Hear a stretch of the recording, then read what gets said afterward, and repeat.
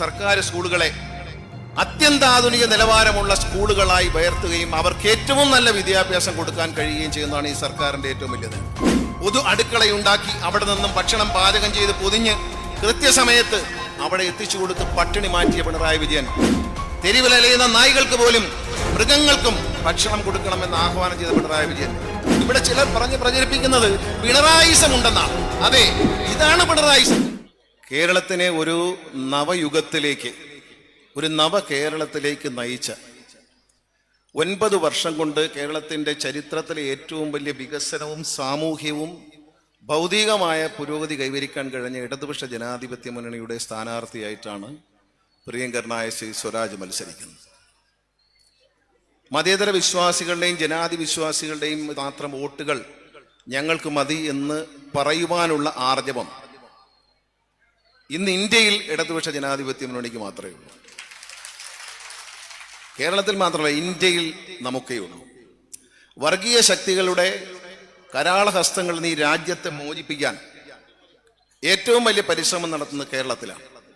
മറ്റെല്ലാ സ്ഥലത്തിലും വർഗീയ ശക്തികൾക്ക് സ്വാധീനം ചെലുത്താൻ കഴിയുമ്പോൾ അതിനനുവദിക്കാത്ത ഇന്ത്യയുടെ മൂല്യങ്ങൾ ഉയർത്തിപ്പിടിക്കുന്ന, നമ്മുടെ ജനാധിപത്യത്തിന്റെ മൂല്യങ്ങൾ ഉയർത്തിപ്പിടിക്കുന്ന മതേതരത്വത്തിന്റെ മഹത്തായ ആശയങ്ങൾ ഉൾക്കൊള്ളുന്ന മലയാളി ഇന്ന് നിലമ്പൂരിൽ കണ്ടുകൊണ്ടിരിക്കുന്നത് മ്ലേച്ഛമായ പ്രചരണങ്ങളാണ്. മുഖ്യമന്ത്രി പറഞ്ഞതുപോലെ നമ്മുടെ എതിരാളികൾ നടത്തുന്നത് മ്ലേച്ഛവും നിന്ദ്യവും അതുപോലെ തന്നെ വളരെ നെഗറ്റീവായിട്ടുള്ള ഒരു പ്രചരണ പരിപാടികളാണ്. പക്ഷേ ഇടതുപക്ഷ ജനാധിപത്യ മുന്നണിയെ സംബന്ധിച്ച് നമ്മുടെ പ്രചരണ വിഷയങ്ങൾ ഈ നാടിന്റെ പുരോഗതിയാണ്. ഈ നാട്ടിലെ സാധാരണക്കാർക്കും ഈ നാട്ടിൽ ജീവിക്കുന്ന പാവപ്പെട്ടവർക്കും ഈ നാടിന്റെ പൊതുവികസനത്തിനു വേണ്ടി ഇടതുപക്ഷ ജനാധിപത്യ മുന്നണി ചെയ്തിട്ടുള്ള വികസന പ്രവർത്തനങ്ങളെ ഉയർത്തിപ്പിടിച്ചുകൊണ്ടാണ് സഖാവ് സ്വരാജിനായി നമ്മൾ വോട്ട് പിടിക്കുന്നത്. നമ്മുടെ എല്ലാം പ്രിയങ്കരനായ സ്ഥാനാർത്ഥി നിലപാടുകളുടെ രാജകുമാരനാണ്. ഇടതുപക്ഷം എന്ത് നിലപാടെടുക്കുന്നു ആ നിലപാടിനെ ഉച്ചസ്ഥായിയിൽ പറയാൻ തന്റെ പറഞ്ഞതുപോലെ സ്വരാജ് വിജയിച്ചു പോകേണ്ടത് സ്വരാജിന്റെ മാത്രം ആവശ്യമല്ല, ഇടതുപക്ഷ ജനാധിപത്യ മുന്നണി ആവശ്യമല്ല, ഈ നാട്ടിലെ ഓരോ നല്ലവരായ ജനങ്ങളുടെയും മനസ്സിന്റെ ആഗ്രഹമാണ്, ആവശ്യമാണ്. അതാണ് നമുക്ക് സാധിക്കാനുള്ളത്. 4 മിഷനുകൾ നടപ്പിലാക്കിയ ഇടതുമുന്നണി സർക്കാർ.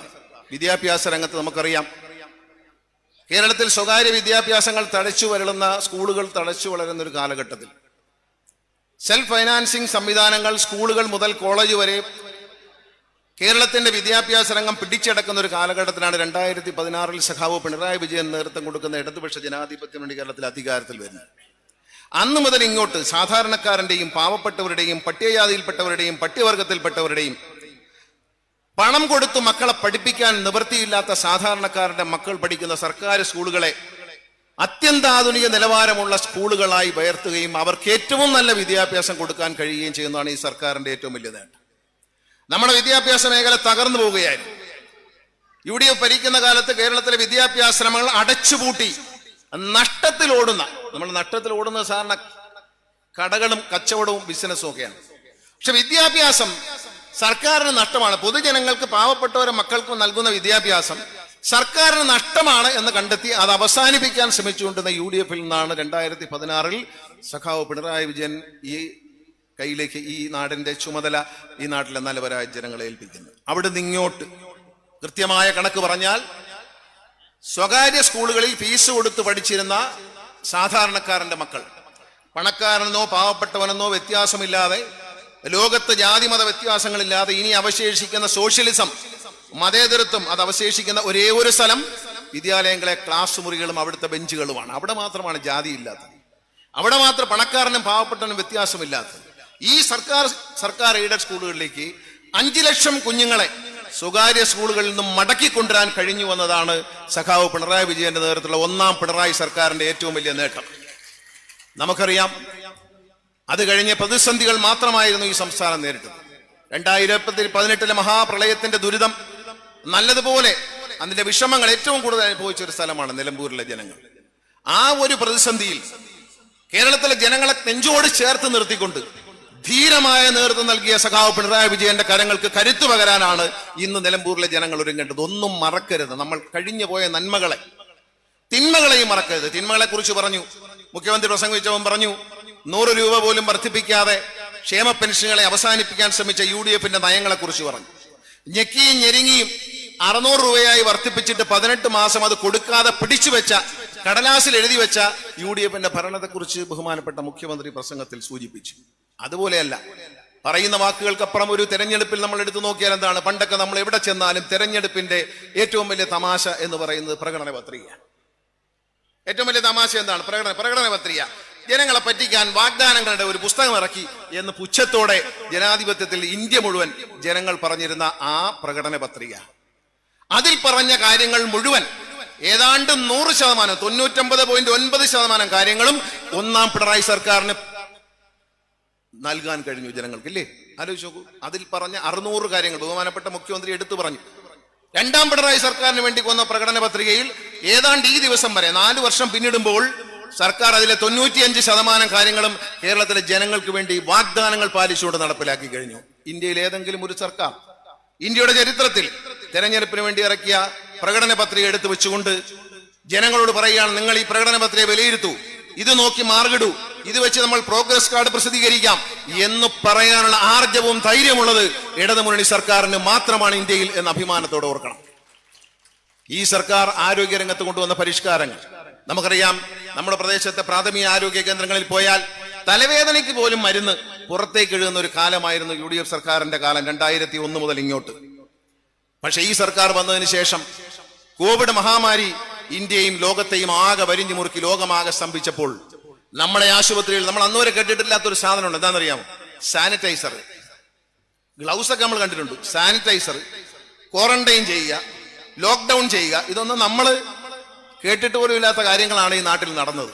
ആ സമയത്ത് എല്ലാവരും സാനിറ്റൈസർ ഉപയോഗിച്ച് കൈ ശുദ്ധീകരിക്കണം എന്ന് പറയുമ്പോൾ കേരളത്തിലെ ഓരോ പ്രാഥമിക ആരോഗ്യ കേന്ദ്രത്തിലും, താലൂക്ക് ആശുപത്രിയിലല്ല, ജില്ലാ ആശുപത്രിയിലല്ല, മെഡിക്കൽ കോളേജിലല്ല, പ്രാഥമിക ആരോഗ്യ കേന്ദ്രങ്ങളും അന്ന് സാനിറ്റൈസർ ഉണ്ടായിരുന്നു. അത്രത്തോളം കൃത്യമായി മരുന്നുകളും സാധനങ്ങളും വാങ്ങി സൂക്ഷിച്ച് സാധാരണക്കാരായ ജനങ്ങൾക്ക് രാവിലെ 9 മണി മുതൽ വൈകിട്ട് 7 മണി വരെ ഡോക്ടറെ നൽകിക്കൊണ്ട് പൊതു ആരോഗ്യ രംഗത്തെ കൈപിടിച്ചുയർത്തിയ സർക്കാരാണ് സഖാവ് പിണറായി വിജയൻ നേതൃത്വം കൊടുക്കുന്ന ഇടതുമുന്നണി സർക്കാർ എന്ന അഭിമാനത്തോടെ ഞങ്ങൾക്ക് പറയാൻ കഴിയും. എവിടെയും പറയാം. ശരിയല്ലേ? കോവിഡ് വന്നു.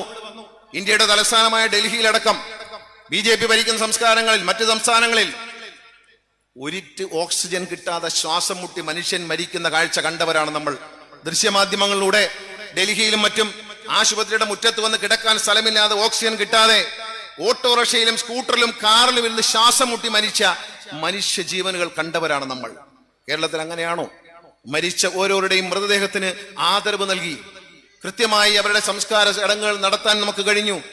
എല്ലാ പരിമിതികളെയും മറികടന്നുകൊണ്ട് നമുക്ക് കേരളത്തിൽ ഈ ഒരു കോവിഡ് മഹാമാരിയെ നേരിടാൻ കഴിഞ്ഞു. ആവശ്യത്തിന് ഭക്ഷണം പാവപ്പെട്ടവരായ വൃദ്ധരായ അച്ഛനമ്മമാർ ഒറ്റയ്ക്ക് താമസിക്കുന്ന വീടുകളിൽ പൊതു അടുക്കളയുണ്ടാക്കി അവിടെ നിന്നും ഭക്ഷണം പാചകം ചെയ്ത് പൊതിഞ്ഞ് കൃത്യസമയത്ത് അവിടെ എത്തിച്ചു കൊടുത്ത് പട്ടിണി മാറ്റിയ പിണറായി വിജയൻ തെരുവിലലയുന്ന നായ്കൾക്ക് പോലും മൃഗങ്ങൾക്കും ഭക്ഷണം കൊടുക്കണമെന്ന് ആഹ്വാനം ചെയ്ത പിണറായി വിജയൻ എന്താണ് 2018 മറ്റൊരു കാര്യം പറയാൻ വിട്ടുപോയത്, വിടാൻ പാടില്ല. കാരണം 2018 വെള്ളപ്പൊക്കം വന്നപ്പോൾ നമ്മുടെ നാട്ടിൽ എല്ലാം നഷ്ടപ്പെട്ടു. ഒരുപാട് ആളുകൾക്ക് അവരെല്ലാം അഭയാർത്ഥി ക്യാമ്പുകളിലേക്ക് മാറി. അപ്പൊ എന്താണ് സംഭവിച്ചത്? ഈ അഭയാർത്ഥി ക്യാമ്പുകളിലേക്ക് സാധനങ്ങൾ സംഭാവന ചെയ്യാൻ ജനങ്ങൾ തയ്യാറായി. പണ്ടൊക്കെ ഈ ഒറീസയെന്നൊക്കെ ആന്ധ്രയിൽ നിന്നൊക്കെ ആൾക്കാർ നാട്ടിൽ വരും, ഒരു പേപ്പറൊക്കെ ആയിട്ട്. വെള്ളപ്പൊക്കം ഉണ്ടായി. വെള്ളപ്പൊക്കത്തിൽ പഴയ തുണി, പഴയ പുതപ്പ്, പഴയ ചെരുപ്പ്, പഴയ മെത്ത, തലേണ എല്ലാം കൊടുക്കും. ബഹുമാനപ്പെട്ട മുഖ്യമന്ത്രി അന്ന് പറഞ്ഞു കൊടുക്കണം, കേരളത്തിലെ ജനങ്ങൾ ഈ ദുരന്തത്തിൽ സംഭവിച്ച് അഭയാർത്ഥി ക്യാമ്പുകളിൽ നമ്മുടെ സ്കൂളുകളിലും മറ്റും കഴിയുന്നവർ അഭിമാനവും അന്തസ്സുള്ള മലയാളികളാണ്. അവർക്ക് പഴകിയ സാധനങ്ങളുമായി ആരും ഇങ്ങോട്ട് വരരുത്. പുതിയ സാധനം, പുതിയ ചെരുപ്പ്, പുതിയ വസ്ത്രം, പുതിയ അടിവസ്ത്രങ്ങൾ, പുതിയ ബെഡ്ഷീറ്റ്, പുതപ്പ് എല്ലാം പുതിയതല്ലേ, അതും കൊണ്ടേ വരാവൂ. പുതിയ പാത്രങ്ങൾ ഇതുമായിട്ട് വരാവൂ. കേരളത്തിലേക്ക് ഒഴുകി വന്ന സംഭാവനകളിൽ എല്ലാം പുതിയതായിരുന്നു. അല്ലാതെ വെള്ളപ്പൊക്കത്തിൽപ്പെട്ട് അഭയാർത്ഥി ക്യാമ്പിലേക്ക് ചെന്ന് അവിടെ കിടന്ന് ആളുകളുടെ ഉപയോഗശൂന്യമായ സാധനങ്ങൾ കൊണ്ട് തള്ളാനുള്ള ഒരു കേന്ദ്രമായി മാറാതിരിക്കാൻ മുൻകൈയെടുത്തത് സഖാവ് പിണറായി വിജയനാണ്. മറക്കരുത്. അദ്ദേഹം അന്ന് പറഞ്ഞു, പഴയതും കൊണ്ടുവരരുത്, ഇതൊന്നും മറക്കരുത്, പഴയതും കൊണ്ടുവരരുത്, പുതിയതും കൊണ്ടേ വരാവൂ. മറ്റു പഴയത് വാങ്ങാൻ ഈ ക്യാമ്പുകൾ വന്ന് താമസിക്കുന്നവർ അത്ര മോശക്കാരല്ല എന്ന് അദ്ദേഹം പറഞ്ഞു. കേരളത്തിലെ ജനങ്ങളെ ഞാൻ പറഞ്ഞല്ലോ മാറോട് ചേർത്തു, അദ്ദേഹം നെഞ്ചോട് ചേർത്തു. ആ ഒരു സംരക്ഷണം പിണറായി വിജയൻ എന്ന കരുത്തുറ്റ നേതാവിന്റെ സംരക്ഷണം. ഞാൻ ഈ അടുത്ത് നിലമ്പൂരിൽ തന്നെ പ്രസംഗിച്ചു പറഞ്ഞു, ഇവിടെ ചിലർ പറഞ്ഞ് പ്രചരിപ്പിക്കുന്നത് പിണറായിസം ഉണ്ടെന്നാണ്. അതെ, ഇതാണ് പിണറായിസം. 2018 ജനങ്ങളെ നെഞ്ചോട് ചേർത്ത് പിടിച്ച പിണറായി വിജയന്റെ പിണറായിസം അതാണ്. 2019 കോവിഡ് മഹാമാരിയിൽ ലോകം സ്തംഭിച്ചപ്പോൾ കേരളത്തിലെ ജനതയെ നെഞ്ചോട് ചേർത്ത് പിടിച്ച് കൈ കൊടുത്തു നിർത്തി ഒറ്റക്കെട്ടായി രക്ഷിച്ചെടുത്ത, മരണത്തിൽ നിന്ന് രക്ഷിച്ച പിണറായി വിജയന്റെ കരുത്താണ് പിണറായിസം. അതാണ് ഇടതുപക്ഷ മുന്നണിയുടെ കരുത്ത്, അതാണ് ഇടതുപക്ഷ മുന്നണിയുടെ നേതൃത്വം, അതാണ് ഇടതുപക്ഷ മുന്നണിയുടെ കാഴ്ചപ്പാട്. ആ കാഴ്ചപ്പാടുകളെ നമ്മൾ മറക്കരുത്. എല്ലാ രംഗത്തും, ആരോഗ്യരംഗത്ത്, വിദ്യാഭ്യാസ രംഗത്ത്, സമഗ്രമായി റോഡുകളുടെ വികസനത്തിന്റെ കാര്യത്തിൽ ഒക്കെയും പുരോഗതിയിലേക്ക് കേരളത്തിലെ നയിച്ചത് ഇടതുപക്ഷ ജനാധിപത്യ മുന്നണി സർക്കാരാണ്. സുരാജന്റെ പ്രസംഗത്തിൽ അദ്ദേഹം പറഞ്ഞു, ഒരു ചരിത്രം എടുത്ത് പരിശോധിച്ചാൽ, കേരളത്തിൽ ഭരിച്ച രാഷ്ട്രീയ പ്രസ്ഥാനങ്ങളുടെ മാറി മാറി വരുന്ന സർക്കാരുകളുടെ ചരിത്രം എടുത്ത് പരിശോധിച്ചാൽ കേരളത്തെ ഏറ്റവും വലിയ നിലയിലേക്ക് കൈപിടിച്ചുയർത്തിയ കേരളത്തിന്റെ കരുത്തുറ്റ ഭരണം എന്ന് പറയുന്നത് ഇടതുപക്ഷ ജനാധിപത്യത്തിലൂടെ ഈ 9 വർഷത്തെ ഭരണമാണ് എന്ന് നമ്മൾ അഭിമാനത്തോടെ പറയാൻ നമുക്ക് കഴിയും. ഇത് ജനങ്ങളോട് പറയണം. ഞാൻ ദീർഘിപ്പിക്കുന്നില്ല, ഒരുപാട് നേതാക്കൾ സംസാരിക്കാനുണ്ട്.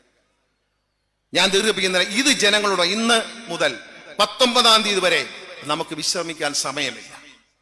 നമ്മുടെ വാക്കുകളിൽ, നമ്മുടെ പ്രവൃത്തികളിൽ, നമ്മുടെ ഫോൺ സന്ദേശങ്ങളിൽ, നമ്മുടെ അയൽവക്കക്കാരോട്, സുഹൃത്തുക്കളോട്, ബന്ധുക്കളോടൊക്കെയും നമ്മൾ പറയേണ്ടത് സ്വരാജിനെ അരിവാൾ ചുറ്റിയ നക്ഷത്രം അടയാളത്തിൽ വോട്ട് ചെയ്ത് വിജയിപ്പിക്കണം. ഇത് നമ്മുടെ ആവശ്യമാണ്. സ്വരാജിന്റെ വിജയം നമ്മുടെ വ്യക്തികളുടെ വിജയമാണ്, പാവപ്പെട്ടവന്റെ വിജയമാണ്, സാധാരണക്കാരന്റെ വിജയമാണ്, മതേതര വിശ്വാസികളുടെ വിജയമാണ്. ഇതാണ് പറയേണ്ടത്. ഈ സമയമില്ല. നിങ്ങൾ വോട്ട് ചെയ്യുമെന്ന് എനിക്കറിയാം, പക്ഷെ അതല്ല.